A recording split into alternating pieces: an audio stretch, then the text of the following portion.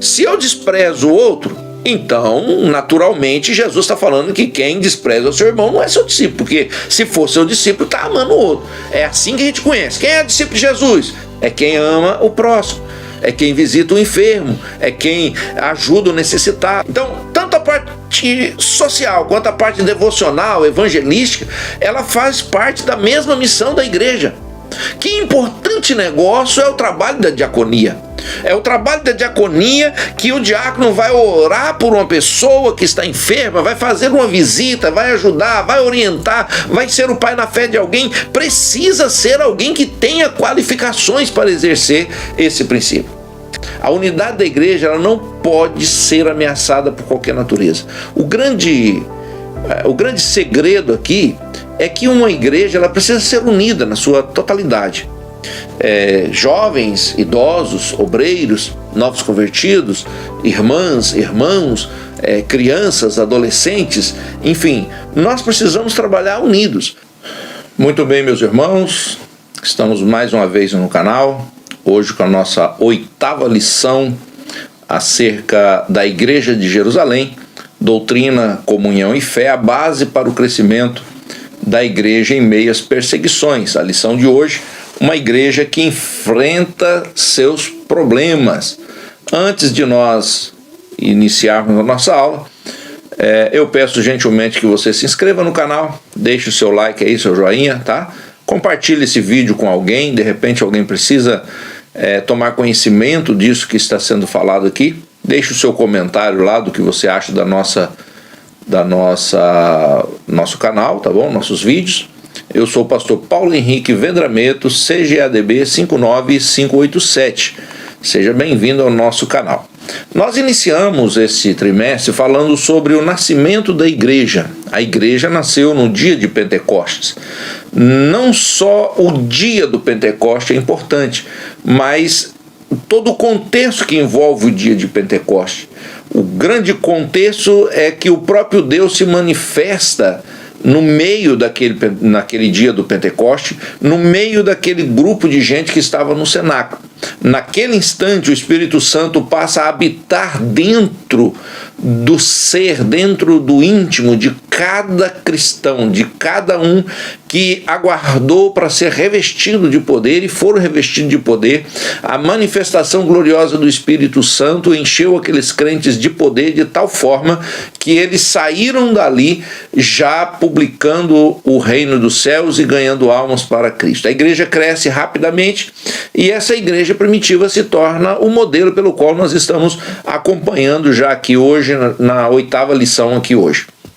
Então, na 3ª lição nós falamos que essa igreja como modelo, ela sempre foi modelo na pregação do evangelho. Na lição 4, ela era uma igreja cheia do Espírito Santo. Na lição 5, uma igreja cheia de amor. Na lição 6, uma igreja que não era conivente com a mentira. Na lição passada, nós falamos que a igreja primitiva não temia a perseguição, ela enfrentava a perseguição.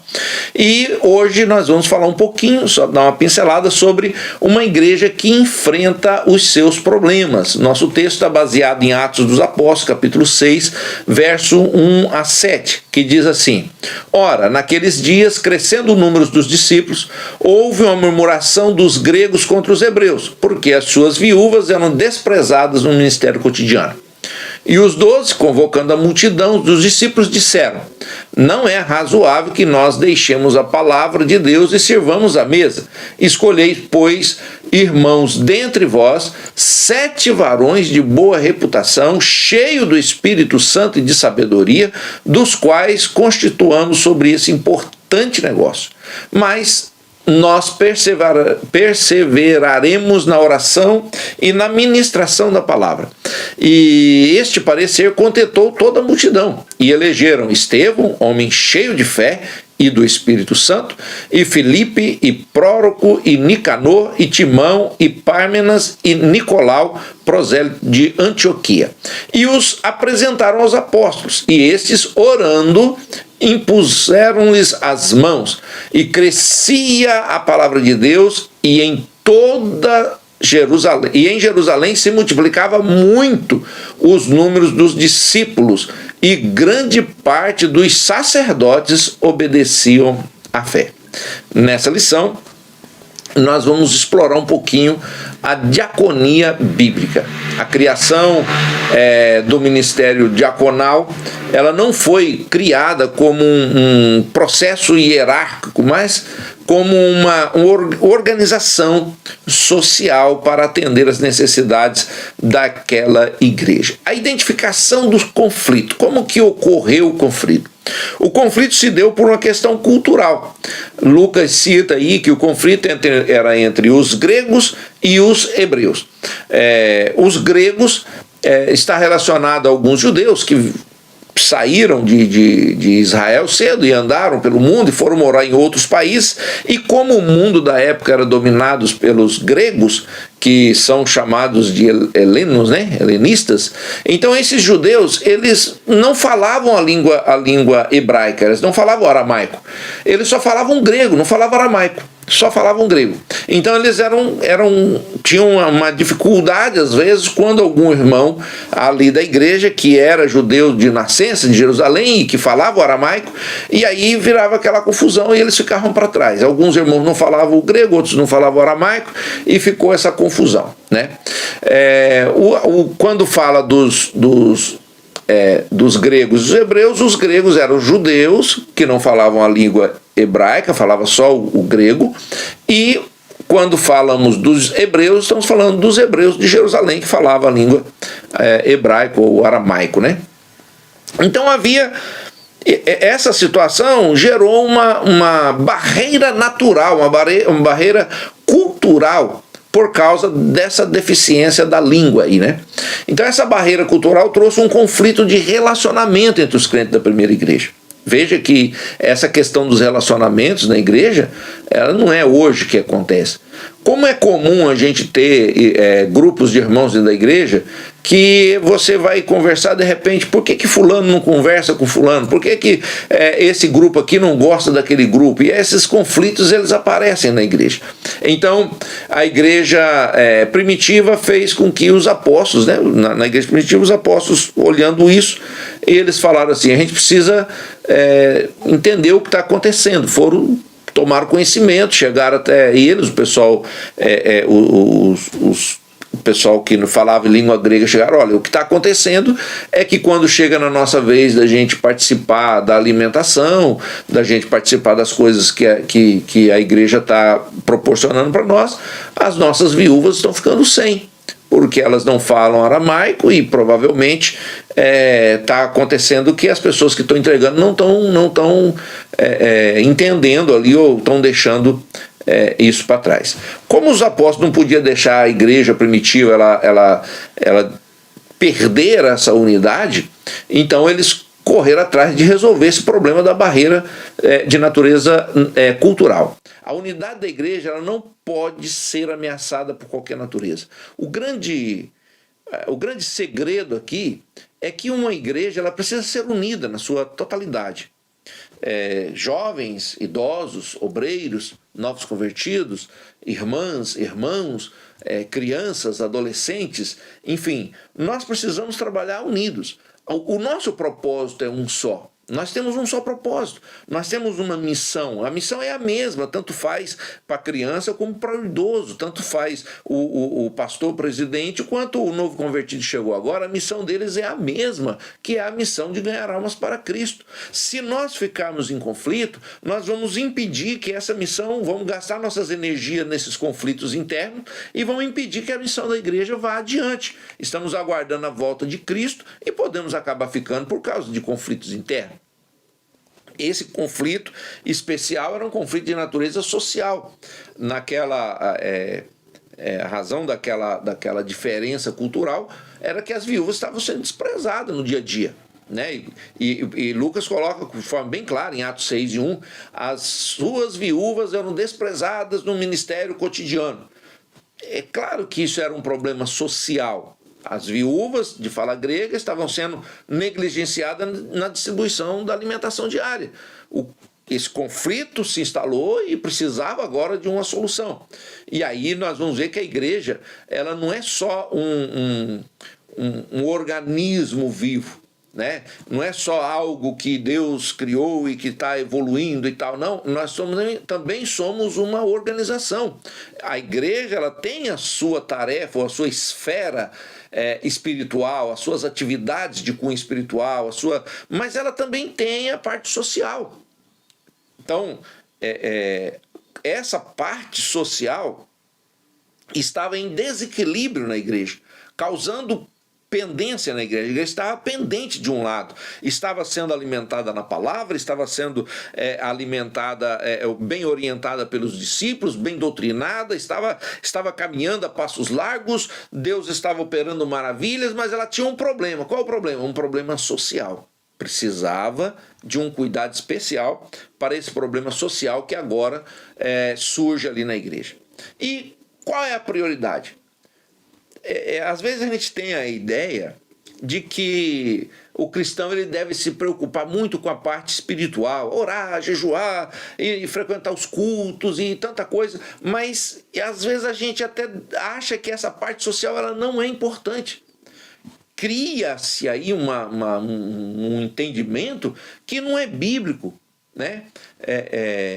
Porque é como se nós privilegiássemos um em detrimento do outro, como se o outro não fosse importante, e se eu fizer essa parte espiritual, a outra parte ela pode ficar em segundo plano, né?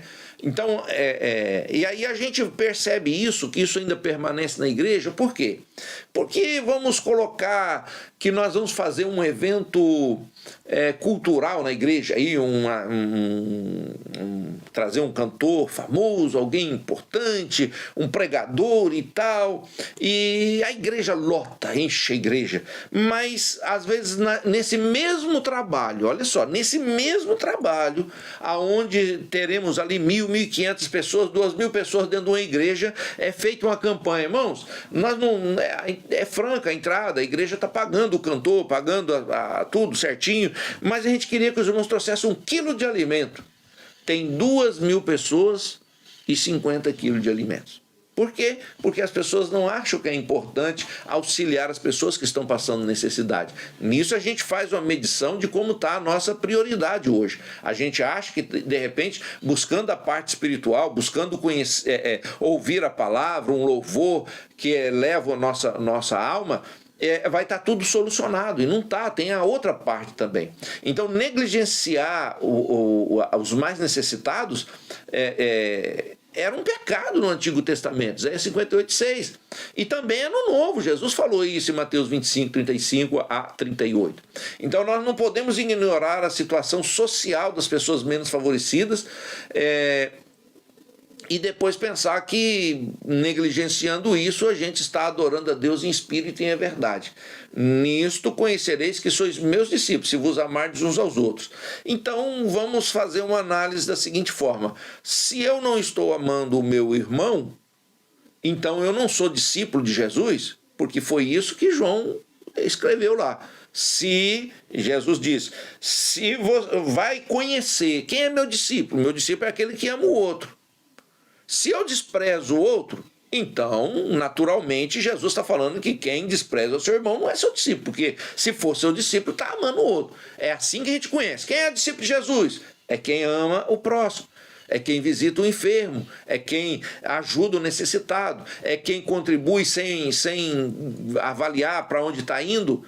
Não que a gente também vai jogar dinheiro fora, mas às vezes a gente tem, estou precisando de ajuda para ajudar uma pessoa assim, nem quero saber quem é essa pessoa, está aqui, me ajuda. Deus leva isso em consideração, porque essa oferta é uma adoração a Deus, porque é bíblico isso aqui. A gente adorar a Deus através das nossas ofertas. Haja vista, por exemplo, que a festa do Pentecoste no Antigo Testamento era a festa de levar a Deus as suas colheitas, as suas primeiras colheitas, né? Bom, nesse episódio, então, os apóstolos resolvem delegar algumas tarefas. Nós tínhamos aqui uma certa preocupação com os apóstolos, que era o ministério da oração e da palavra. Então, diante desse conflito, os apóstolos entenderam que tinha uma parte da comunidade que estava sendo negligenciada e precisava de cuidados. Só que eles perceberam também que eles não poderiam resolver um problema criando outro problema. Por que essas pessoas estavam sendo sem estar cuidado? Porque de repente os apóstolos estavam orando, estavam buscando a respostas de alguma coisa, e quando chegava lá, ficava sem. Então nós vamos fazer o quê? Parar de orar, parar de buscar a palavra para poder atender os irmãos? Os irmãos têm que ser atendidos. Tem que ser atendido. E como eles vão ser atendidos? E aí eu vou deixar a palavra, eu vou deixar a oração? E agora, como resolver essa questão? Eu preciso orar, preciso meditar na palavra, preciso buscar conhecimento de Deus para ministrar a palavra, mas eu também preciso visitar, eu também preciso ajudar, eu preciso também socorrer alguém que está necessitado. Então, cuidar desses mais necessitados também é uma tarefa urgente da igreja, como é também o ministério da oração e da palavra. Era também importante. Então, tanto a parte social quanto a parte devocional, evangelística, ela faz parte da mesma missão da igreja. Nós podemos dizer que são dois lados da mesma moeda, né? É uma moeda só que uma tem uma função, a outra tem a outra. Então, cuidar dos necessitados é importante, igualmente é importante a oração e a ministração da palavra, a evangelização. Não há conflito entre essas tarefas. Quando a gente lê ali em Atos capítulo 6, um texto que nós lemos, a gente vai ver que o ministério de oração e pregação da palavra não estava em confronto com o serviço social. Muito pelo contrário. Tudo faz parte de uma mesma missão que a igreja tem. Se a igreja ora e prega, mas não cuida do necessitado, ela está falhando na missão. Da mesma forma que uma igreja que se torna apenas um centro social, negligencia a oração, negligencia a administração da palavra, ela vai perdendo a sua essência e deixa de ser igreja de Cristo. Por isso ela vai falhar na missão do mesmo jeito. Veja que é necessário as duas coisas acontecendo.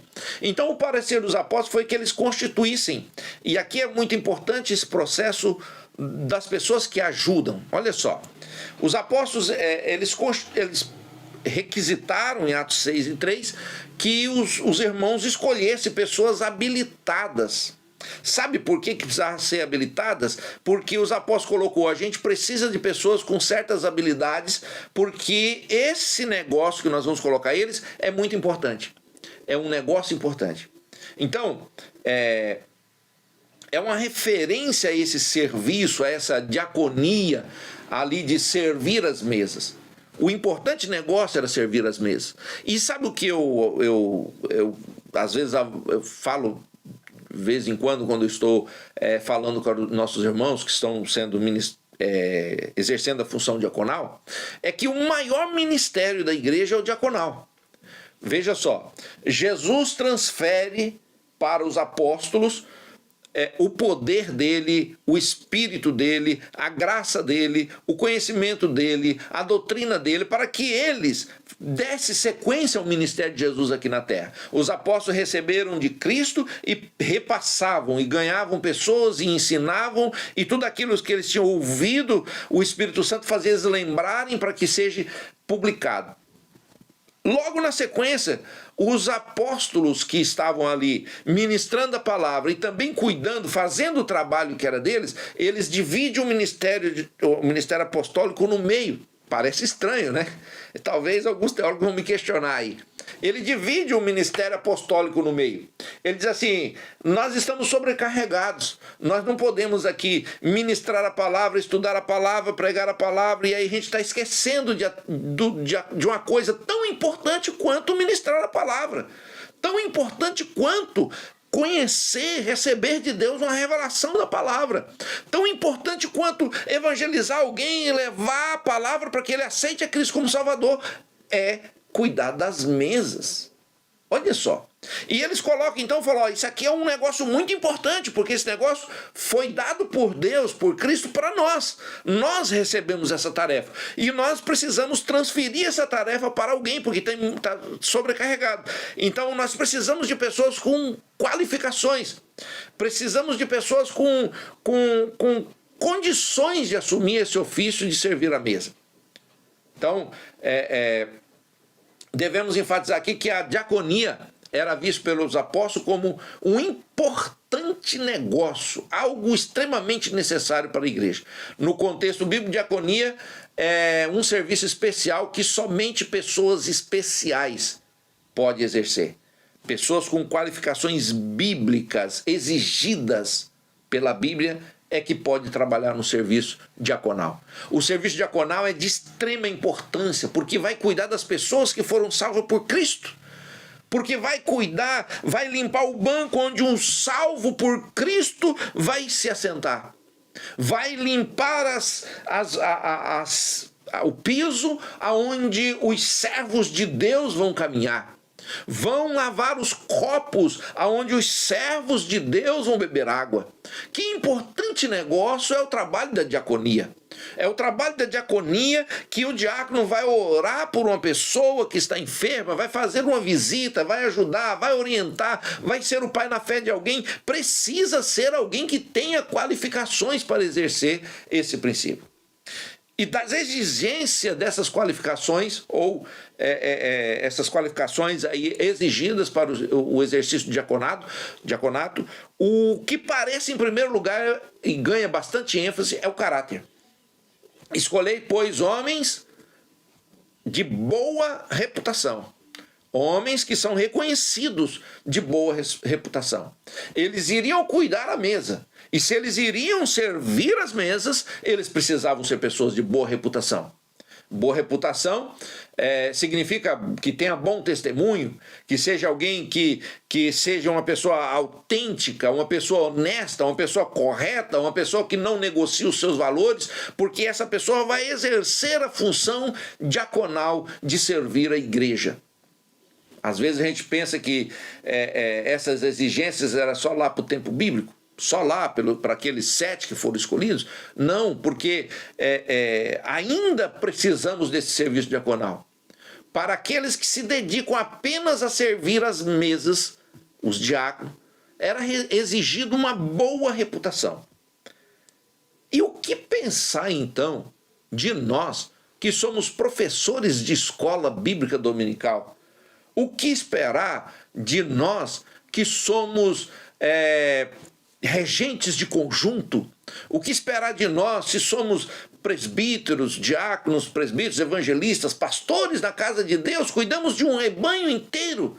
Se para servir a mesa se exigia uma boa reputação, um bom caráter, se exigia que fosse uma pessoa de uma conduta ilibada diante da sociedade, as pessoas que foram ali escolhidas de boa reputação, exigia-se também que elas fossem cheias do Espírito Santo e de sabedoria para servir as mesas. Veja só, às vezes a gente segue todo um ritual, às vezes a gente tem uma boa reputação, às vezes a gente tem todo o portfólio ali de exigências que são requeridas para exercer uma função de servir as mesas, mas às vezes falta que essa pessoa de boa reputação seja cheia de Espírito Santo e que tenha sabedoria para lidar com as pessoas, com as coisas de Deus. É possível que uma pessoa seja fiel, seja ortodoxa, eticamente irrepreensível, mas não seja quebrantada por Deus, não possua um fervor espiritual. Da mesma forma também que é possível uma pessoa exercer dons espirituais e ser uma pessoa fervorosa e tal, e não ter sabedoria nenhuma, não souber trabalhar. É a mesma coisa. Veja que uma coisa não funciona sem a outra. Não tem como funcionar sem a outra. Então o ideal de Deus é que o cristão viva corretamente, exercendo os dons espirituais com sabedoria no exercício da diaconia. Terminamos aí a nossa aula, aprendemos essa importante lição aqui, a importância do serviço diaconal, serviço cristão, trabalhar, fazer algo na casa de Deus. Estamos falando aqui da diaconia, mas você faz algo na casa de Deus? O que você faz? Você que é professora de criança, você faz com dedicação o seu material que você vai trabalhar com a criança? Você cuida dessa criança com o zelo de que ela é a menina dos olhos de Deus? Você que trabalha com adolescente também, você que trabalha com jovens, você que está na na frente de um conjunto, você que dirige uma congregação, você que está de frente de uma classe de escola dominical, você já percebeu que você foi escolhido para servir a igreja do Deus vivo? A igreja, ela é espiritual, mas ela também é social, caminha junto, né? Então devemos nos dedicar tanto ao ministério da oração e pregação, como também a assistência social aos mais necessitados, aqueles que precisam. A igreja que cuida da alma também deve cuidar do corpo. Deus não é glorificado na desgraça de ninguém. Deus é glorificado quando alguém recebe a graça de Deus.